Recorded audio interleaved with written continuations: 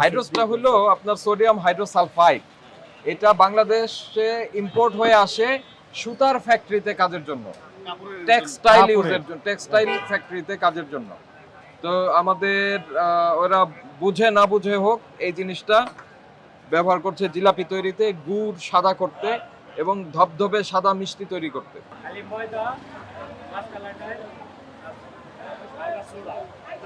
সোডাটা কোথায় দেখেন, হাইড্রোসটা কোথায় রেখেছেন? খুঁজে বের করতে হবে আমাদের, তাই না? আমরা খুঁজে বের করলে কিন্তু আপনার অনেক বড় ফাইন হবে, আর যদি আপনি বের করেন তাহলে ভালো হবে। কথা যেটা বলছি এটা বুঝতে পারছেন আশা করি। বের করেন কোথায় রাখছেন, হাইড্রোসটা বের করেন।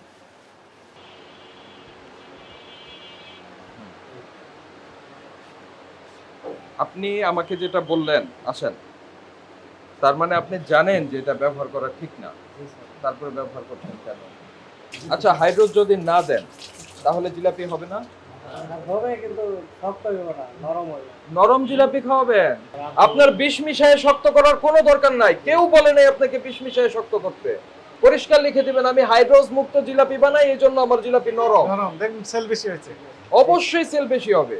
যদি আপনি হাইড্রোস ছাড়া বানান, এখানে পরিষ্কার বলে দেন আমি হাইড্রোস ছাড়া জিলাপি বানাই, তাহলে আপনার এটা খাবে মানুষ ইন্সপায়ার হবে, হাইড্রোস থেকে আপনারা দূরে আসবেন।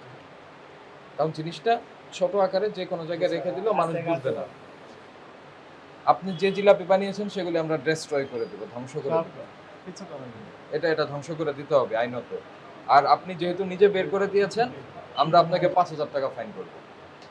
ভাই শোনেন, যেটা বেশি মচমচা সেই জিলাপি কিনবেন না, নরমটাই কিনবেন।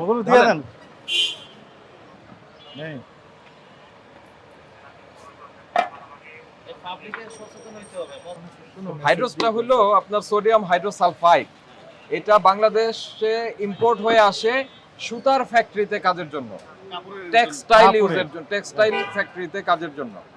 তো আমাদের ওরা বুঝে না বুঝে হোক এই জিনিসটা ব্যবহার করছে জিলাপি তৈরিতে, গুড় সাদা করতে এবং ধবধবে সাদা মিষ্টি তৈরি করতে। ঠিক আছে?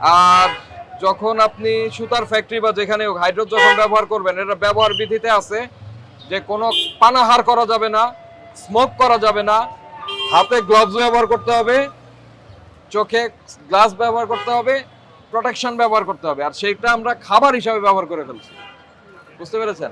তো আমরা সতর্ক থাকবো, শক্ত মানে মচমচে জিলাপি কেনার চেয়ে নরম জিলাপি কেনার চেষ্টা করব, এবং যেখান থেকে কিনবো আমরা জিজ্ঞাসা করব যে আপনারা হাইড্রোস দিয়েছেন কিনা।